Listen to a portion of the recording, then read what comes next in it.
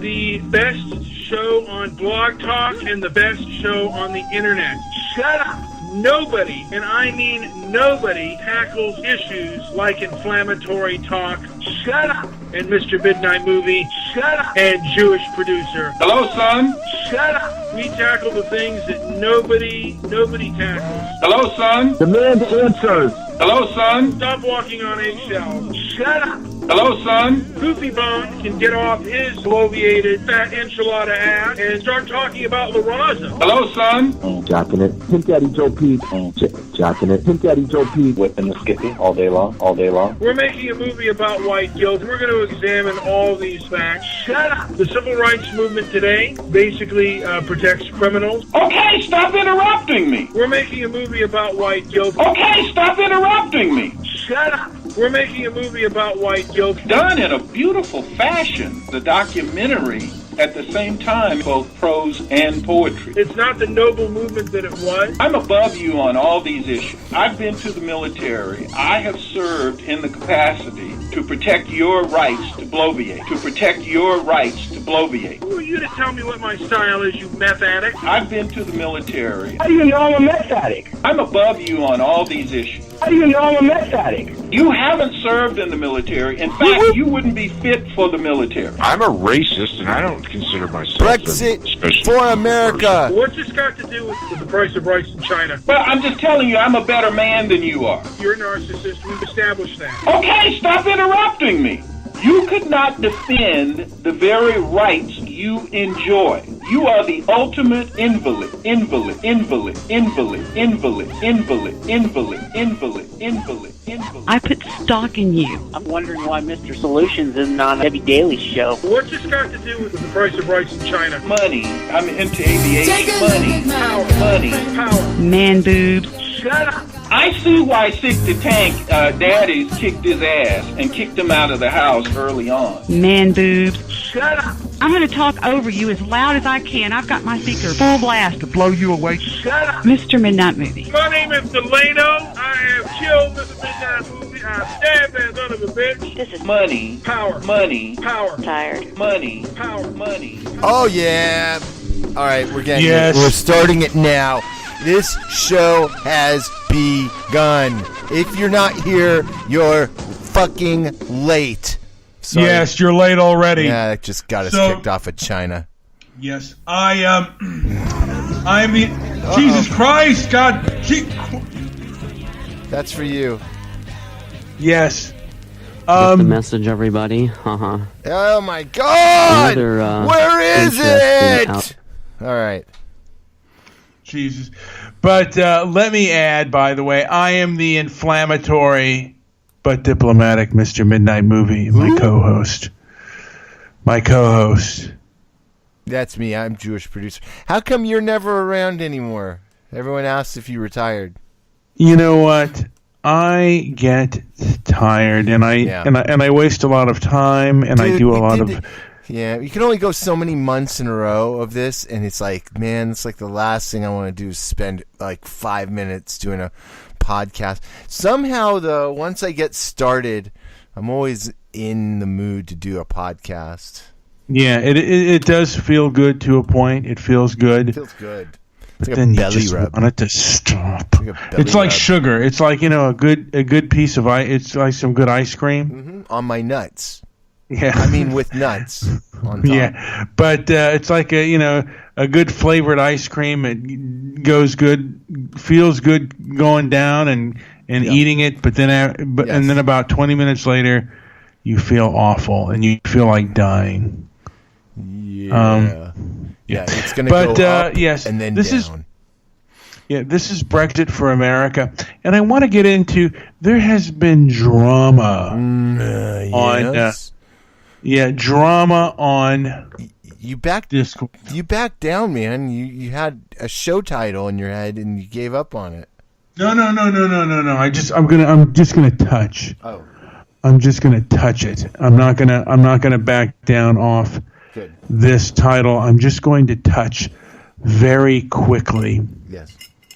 There has been drama. I missed a lot of it. I'll be honest. I mean, I don't know why it's happening, but there's drama, and it's kind of sad. I mean, why people can't just get along, I don't know why, but they need to.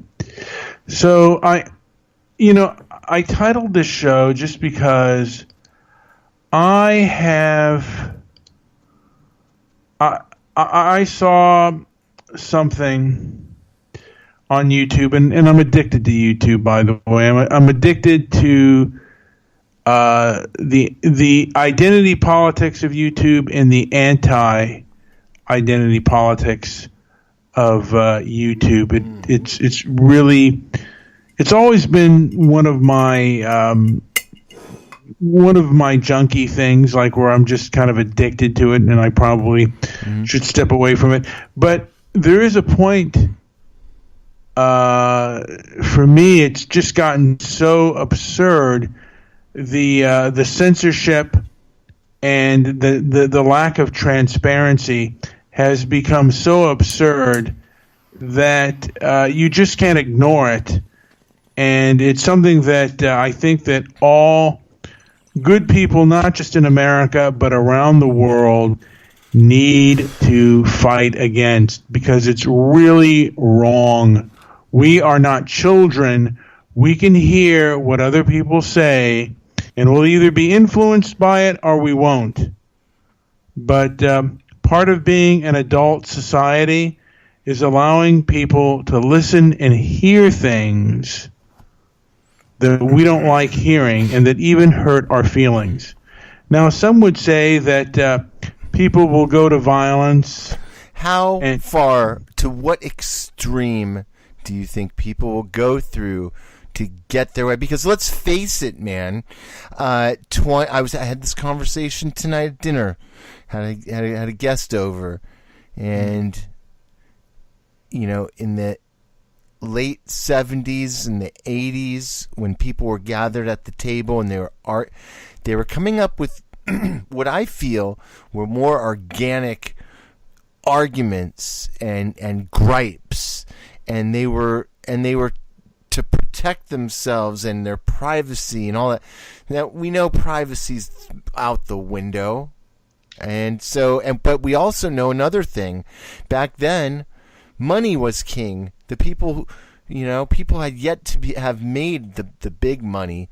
Now that all the money has been made, okay, the people pulling all these strings and the people who promote and help some of these things get into the mainstream, it's not about the money for them. It's about the data. It's about the numbers. It's about getting people on their side. It's about division. I don't know. How do you see it? I see for a long time the civil rights industrial complex. Basically, they controlled the mainstream media, and the Oprah Winfreys of the world, and the Phil Donahues of the world. They had people on that controlled the narrative and controlled the psyche of the American people. And then when the internet took off, and YouTube, Facebook, and the like, and then you had people who were saying, wait a minute, what about this, and this? They all of a sudden, they couldn't control the narrative anymore, and they didn't want to debate, because I think to a degree they know that their ideas are not popular amongst the intellectuals. So what they ended up doing is basically censoring. And it just takes one nutcase to do something bad, and then all of a sudden alternative sites are basically shut down.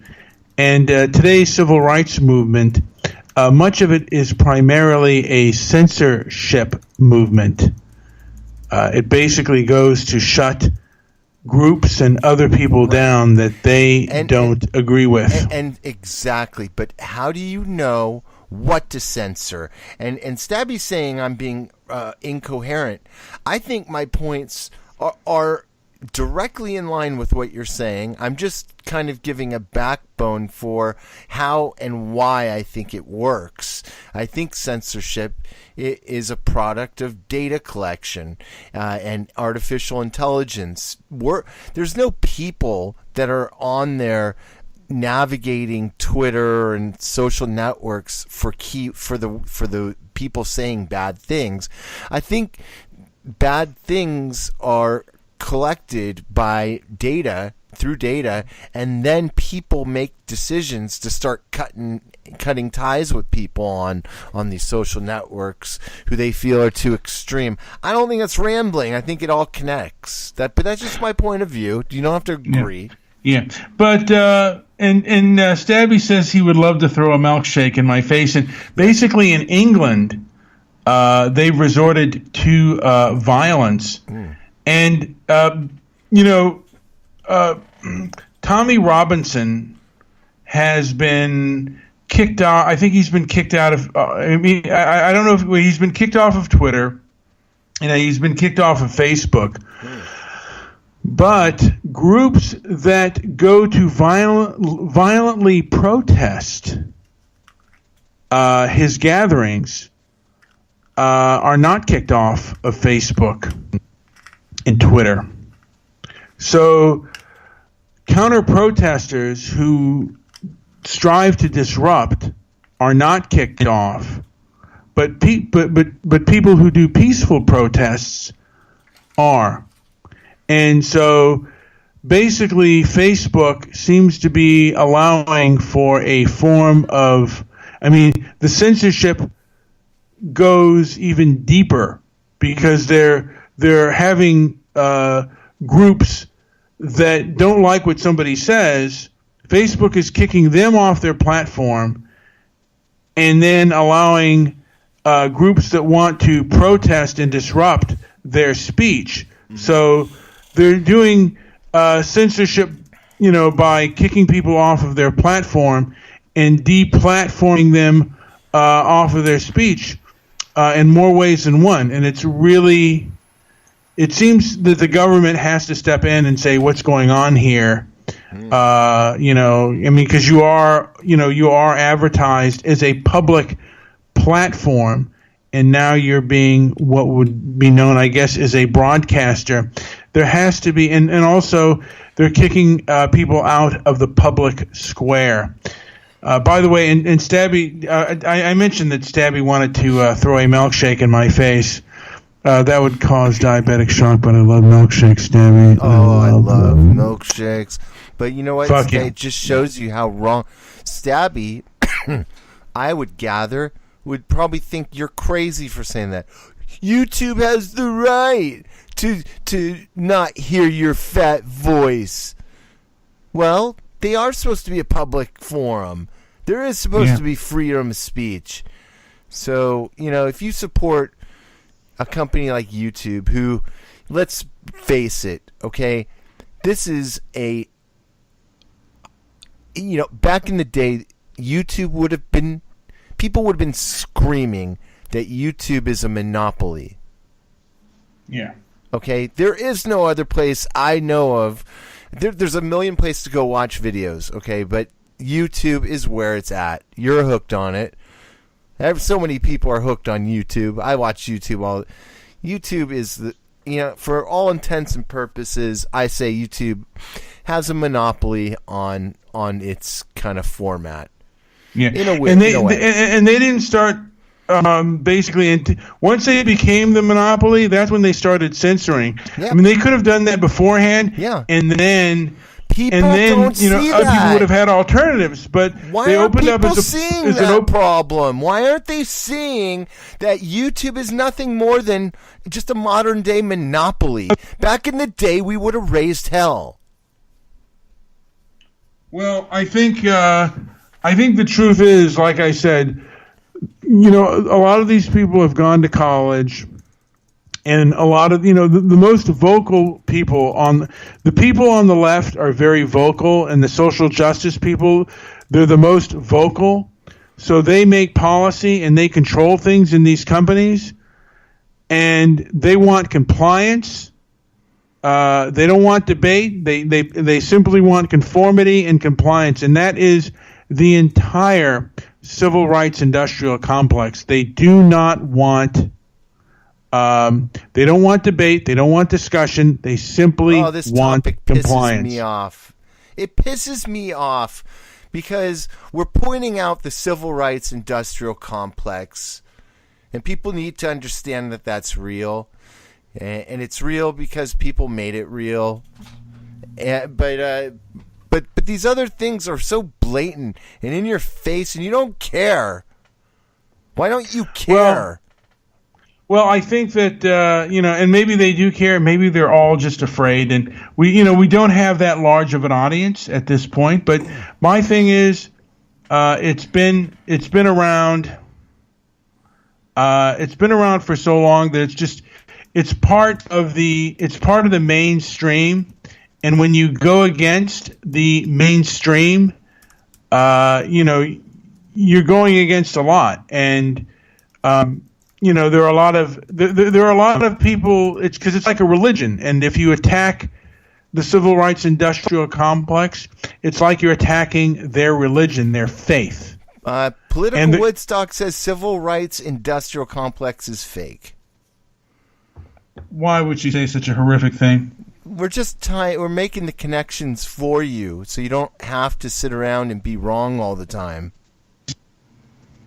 We're trying to help you, Angela, to understand that okay, there isn't like a building or some kind of office called the Civil Rights Industrial Complex. The Civil Rights Industrial Complex has spirit and has reality in the material world, and all we're doing here is week after week is we're calling out the connectors, the people that are allowed to speak, and then what about the people who are not allowed to speak for saying things that merely challenge mainstream narrative? That is no reason to eliminate somebody's right or ability to voice what they believe. And that's happening every day on YouTube. And you're sick in the head for thinking otherwise. And they're modern day inquisitors is what they are. The Inquisition, the civil rights industrial complex is nothing more than a bunch of inquisitors. They decide what news stories are worthy, and they decide how a story is going to be framed and how it's going to be told. Wake up, people. Wake up. Anyway, yeah. Yes. And by the way, I was watching from Cat Black. I sent you a tweet of that. Oh, you did? And it really angered me. No, but you're the liar. Okay. I'm just been called a liar. Shame on you. Shame on you. Now you're a liar, huh? Did you just send that on Skype? I did not send it on Skype. I sent it to you via Twitter. I remember it was from yesterday? Today? It was from today. What's it called? What's today? It? Black Lives Matter. It's okay. It was something from Cat Black. What did I send you? White. Let's see here. We got a few videos. You sent me a whole bunch all at once. Yes. Let me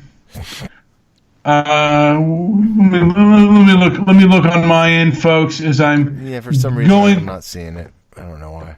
Let me take a look and see which one I sent you. I'll go to your thing, Mr. Midnight Movie. Theresa May. I don't see one with Cat Black. I think it was. I thought I sent it to you. I could be wrong. It was something about. I saw one with IQ. Oh, it was one on PewDiePie. Okay, that makes sense. The PewDiePie one, I did get. Yeah, and this is Cat Black, and Cat Black is just one of the. She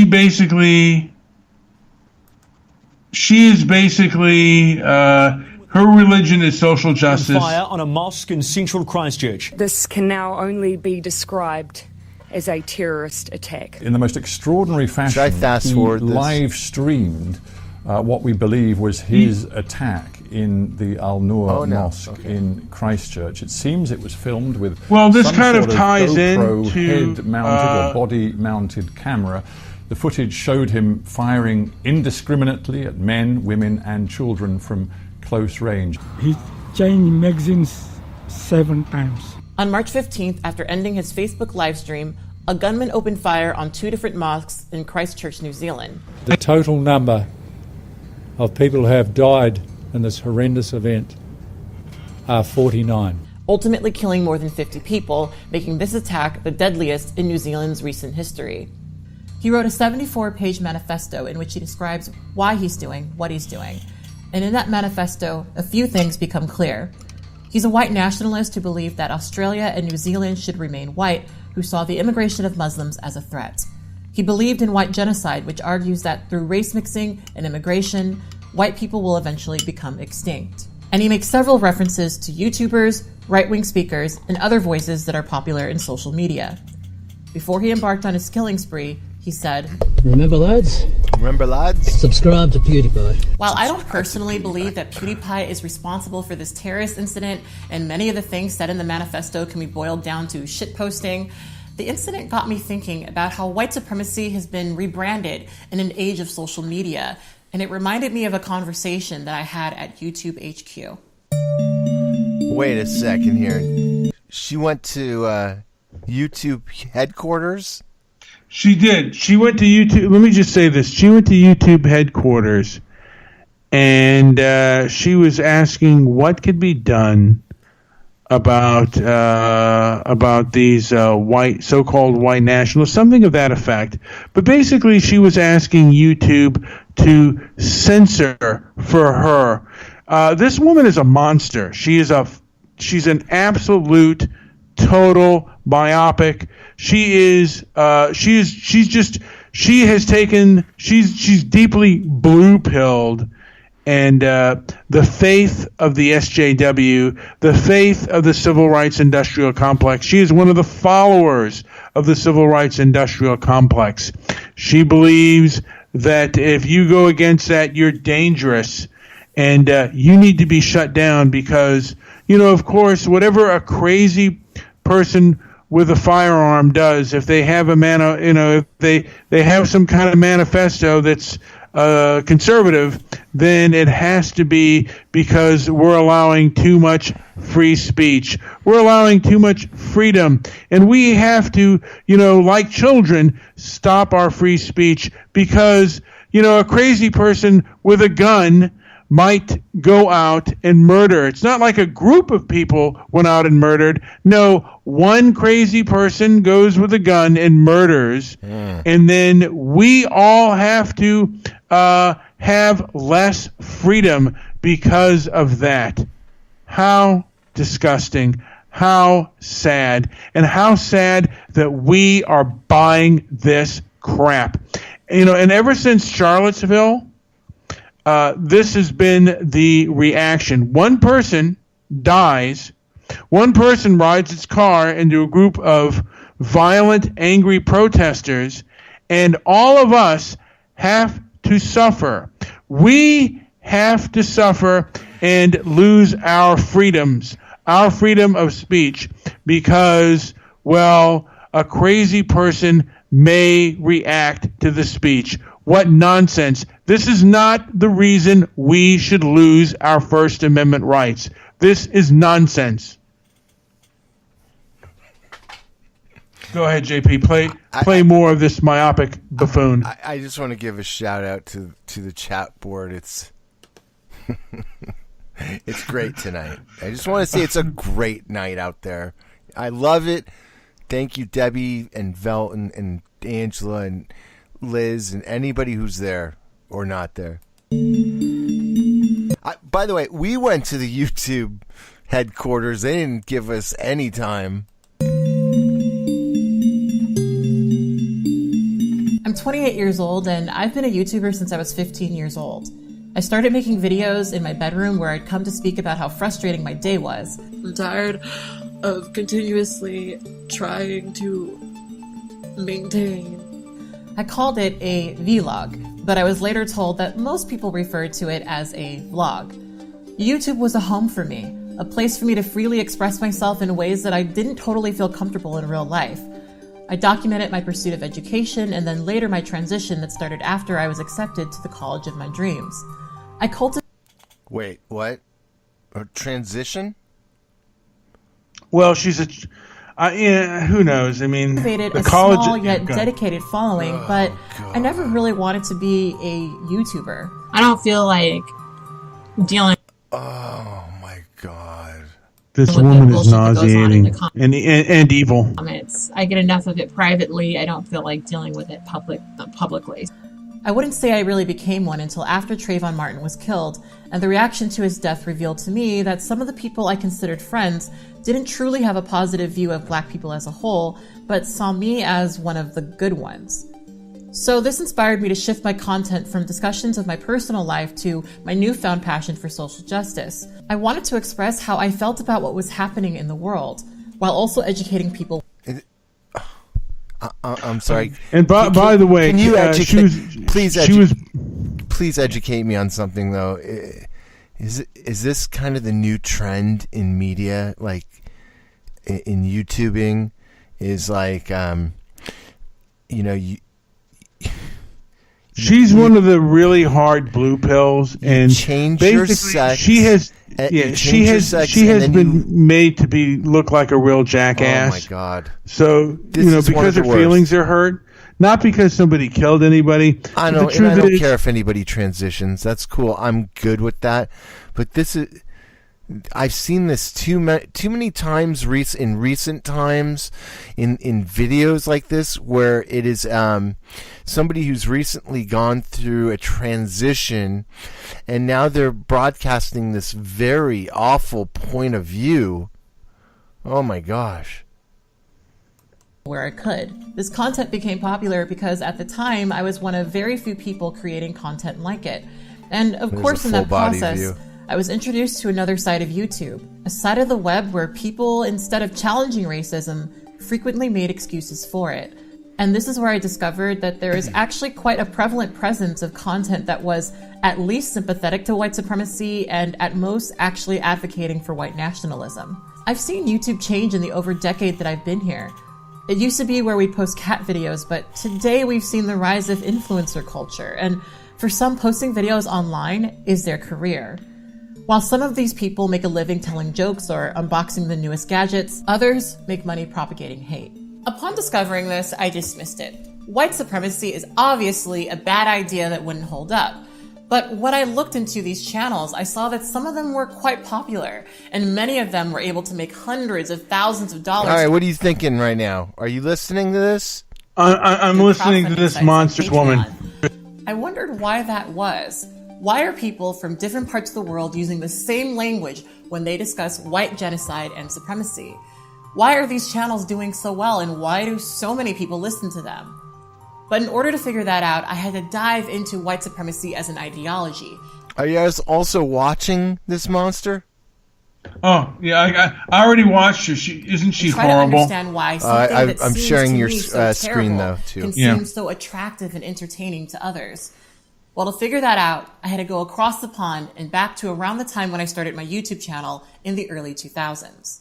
In the early 80s, British fascist activist John Tyndall established a far right-wing political party called the British National Party. Tyndall had a long history of organizing neo-Nazi groups in the 50s and 60s and had made several attempts at gaining a seat in the House of Commons and the European Parliament to no success.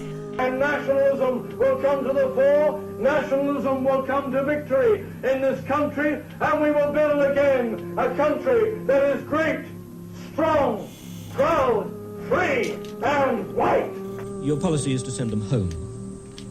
To send them home where possible, or at least to resettle them, if there's not an immediate home available, to resettle them somewhere in the world. You see, to so many immigrants, this is home.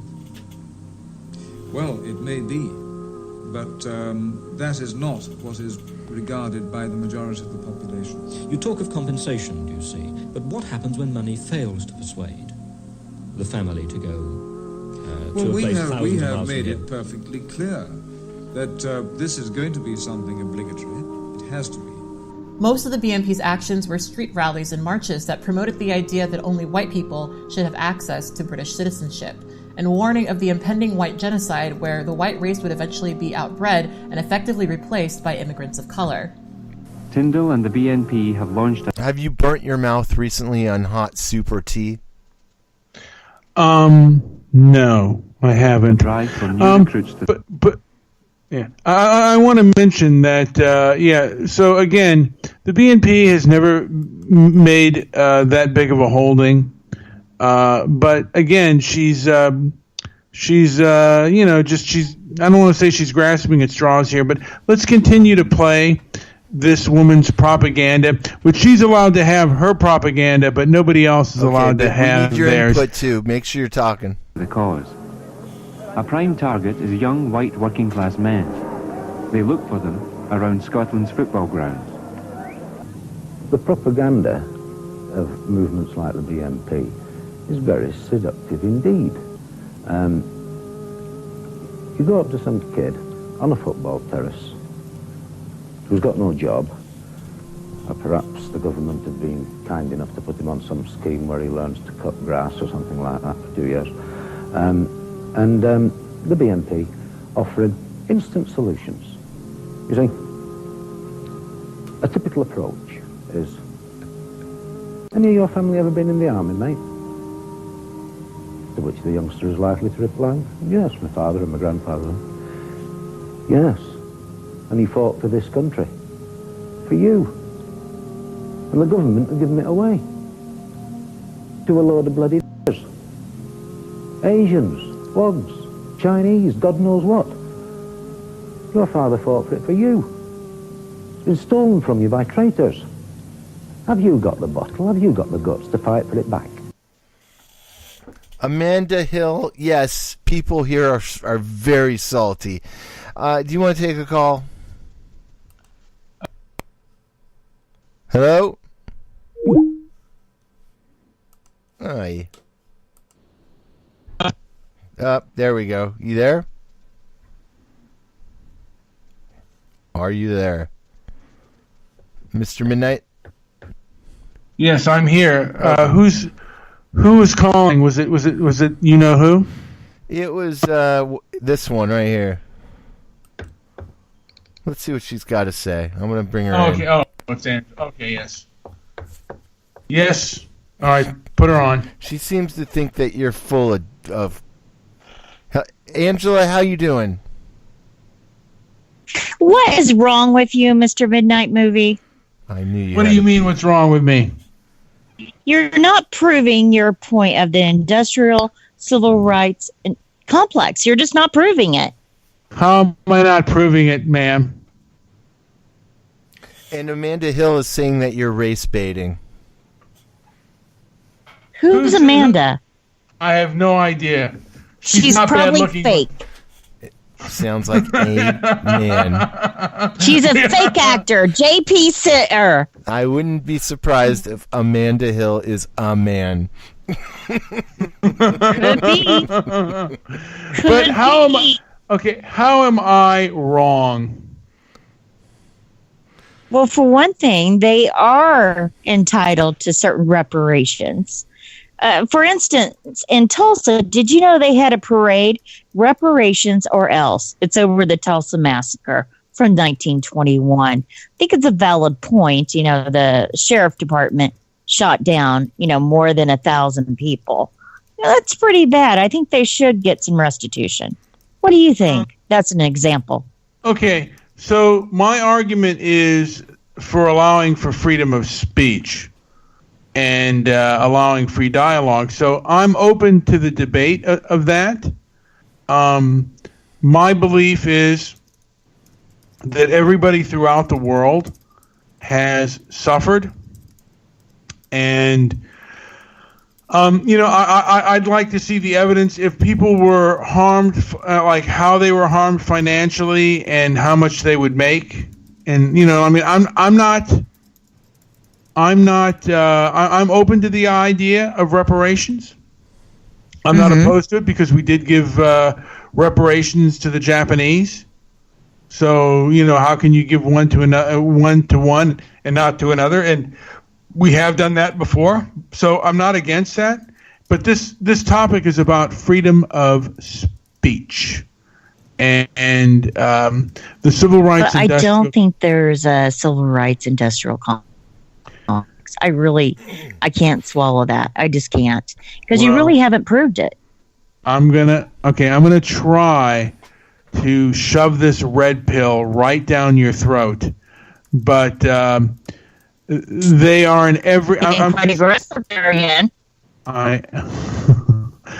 I'm just trying to. Well, let me try to maybe please a spoonful. Try to go a little bit deeper. Maybe Mr. Midnight Movie. Please go a little bit deeper. Maybe a spoonful of sugar might help you, but I can't have sugar. But thank you anyway. You're trying to kill me. You're killing me with sugar and all the syrupy sweets that you talk about with an industrial complex, meaning the civil rights industrial. Well, what I mean by that is, and there are many different branches, like the branches of the military. There are many different facets to this civil rights industrial complex. Angela, can you view my monitor? We're playing this video. I can't. Hold on.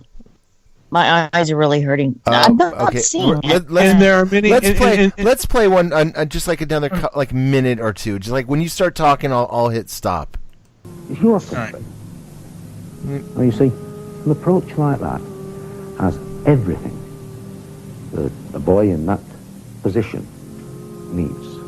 The Ku Klux Klan, the League of St. Andrew, European JP, neo-Nazis, you need to the share your British screen National again. Party. These small and disparate groups on the extreme right have one common connection: a hatred of the Jewish people.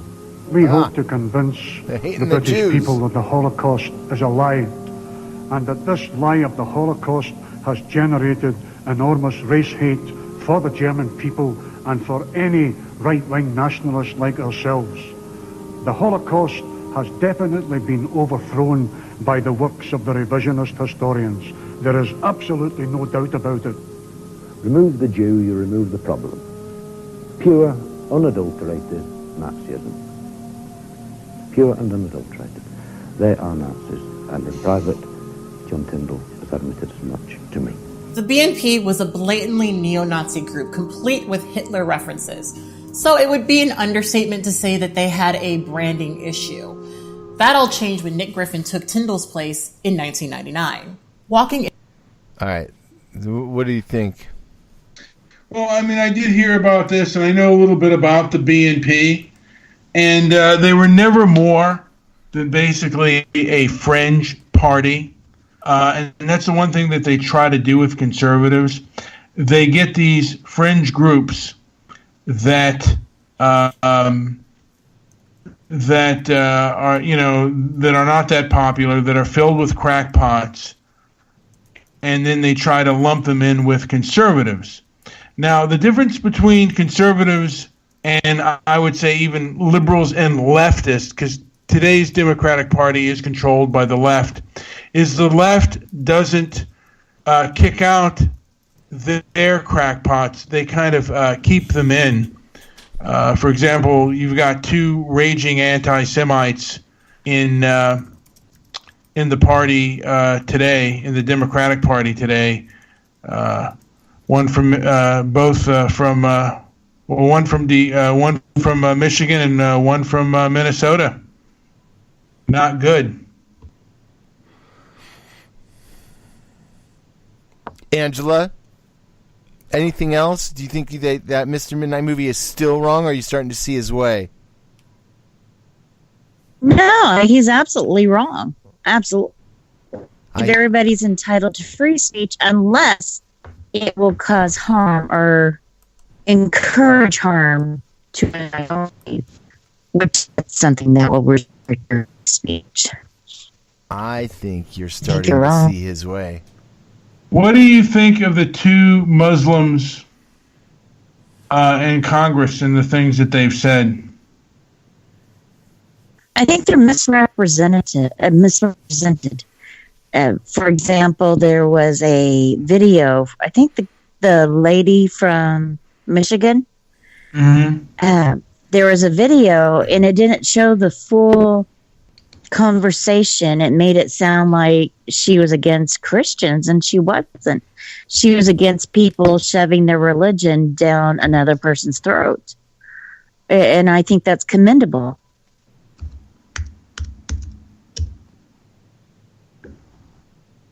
Do you see that there? I don't know if you're looking for it. Well, so there's Ilhan Omar, who and I heard she married her brother. Yes. By the way. That would be the one that they misrepresented her words. They edited it in such a way that it sounded like the direct opposite, 180 of what she was saying. And that happens a lot in the press, on both sides, I might add. She said both have said, because one is one is not a Sudanese. Is she? Let me see. Is she Sudanese? I wonder what. No, she's Somali. Yeah, she's Somali. So one is Somali and one is Palestinian.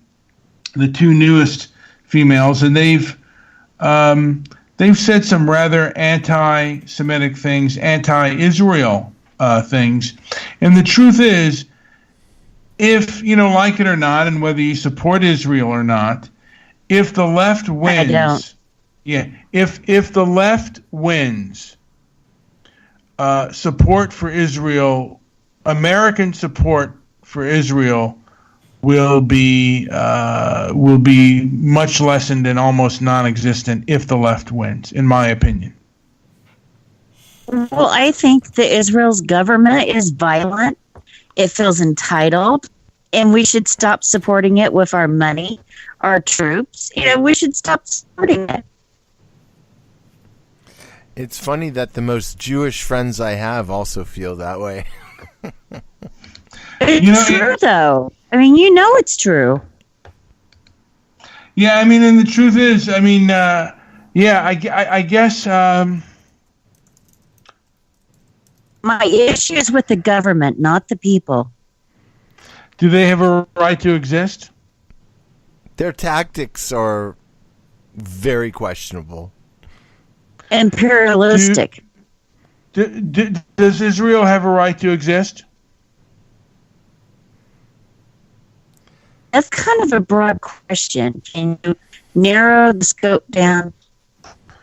I don't know how more narrow I can get. Does Israel have a right to exist? I think the current government does not have a right to exist. They could replace their government, and that probably. What do you think? So how should Israel respond to acts of terrorism? What does that have to do with their government? I mean, it's their form of government that they have. The people that are corrupt that are in the government, it doesn't matter how they act, they're not going to do it. Who's Sherman Burgess? No idea. Someone in the chat? Is it really relevant? No, but Amanda, you can call in. We're on Spreaker. We're on Skype. I mean, 310-668-1969 is our number. Is it in the chat for her to see? Maybe you can put her, Mr. Midnight Movie, Mr. Midnight Zionist. Yes, Mr. Midnight Zionist would like to hear from you all. Yeah, and I'm the least Jewish one here. I do have a little bit of Jewish blood. I do have a little bit of Jewish blood, but I'm the most Zionist of both these groups. I don't understand why you are, though. The government, obviously, the people in the government are corrupt. I look at it like this, and I even look at it for people of European descent. Anytime a group becomes a minority, they stand the chance of being persecuted. And Jews were a minority wherever they were, and they were persecuted, so they decided to get a land of their own so they would not be persecuted anymore. or they wouldn't Mr. wouldn't be persecuted What successfully. year did they become a country? What year did they become a country? 1948. Oh my God, you know it. JP, I'm going to fall over. Well, he knows no, I mean he claims to support this sort of I guess imperialism, but it's so much worse. It's encroachment. You got to agree on that. It's violent. It's mostly due to bad politics, in my opinion. But and then again, in my opinion, all politics is bad politics. Debbie can also call in 310-668-1969. Yes. Well, you know what? But maybe she can help you if you're on video. Amanda, you can call in. No, I'm not calling you crazy. I'm saying call in. Amanda, when are you going to start doing a show so we can hear your sexy voice? Because you got a sexy little glass. You have your little glasses and little face. Those glasses and like the hair. Yeah. We would definitely, JP and I would definitely, if you did a show, Amanda, we would definitely promote your show. We would. We have, because there's a lot of dudes on there and we don't have too many chickie poos. I just have a feeling it'd be like, hi, I'm Amanda Hill. Maybe, but okay. Anyway, let me. I don't know who's calling her. I don't know why Debbie keeps saying that's not Mandy. All right, who's calling her Mandy? Nobody. I'm wondering if it's a man. He's trying. That's right. Uh-oh. Now it's getting nasty. Please, everybody in the chat room, please. Is it me or is it sounding like you called her thing? I'm sorry. I removed her because her sound was off. I'll bring her back in. Yeah. No, well, yeah, her sound was. She sounded like she was being strangled by an electrical wire. Yes, it was live, basically. But I don't want to. I think that we'll end it now, just because we want to end it while we're ahead. Okay. And I think the show went well. I do. I do. I feel like it would get a lot better. It's just that if we, I think if we went further, we'd either have to have other kind of like either people outspoken on the issue, or we'd have to change subjects because we couldn't talk about this all night. And my thing is just this. You know what? Regardless of how you feel, the freedom of speech. Not a lot of, there are not too many countries that have it. And you know what? We have an open forum, YouTube and Facebook. They should be open forums, or at least give us one where it's not shut down by private enterprise, because Gab was there for a while and then it got shut down. So they're killing it before it can grow. We want a place where we can talk and have it out peacefully. And if we disagree, we can agree to disagree. So, freedom of speech, everyone. First Amendment, it rocks. There aren't too many nations that have it. I don't know of any other nation that has the First Amendment rights that we do. So, I want to keep that. I'd like to. That's one value that I would like to expand all over the world. I mean, as much of the world as I can. Anyway, anything else to say, JP, before I end this puppy? I'd just like to know if Willie is right. Is Amanda Hill a slut? I think that is something we will be investigating on. Also, investigate. The month is coming to an end. We're going to do our presidential race and see who is coming up in the polls. And right now, Tulsi Gabbard has made the most amount of money, so she might be someone to look for in the thing. And JP and I are still going to put money on the Yang. Yes, Andrew Yang. Yes, Andrew Yang. Let's go for some real. Let's really mix up the bag a little bit. Let's get somebody. Let's get a long shot in office. Absolutely. A long shot will do it. Thank you guys for listening. And I would look at any of you guys who've been out there, look at the Yang Gang and and back to watching rugby. You know what, Debbie? Stop. Come on. This show does not blow. Thank you. Velton, thank you too. All right. See y'all later. Have a good night.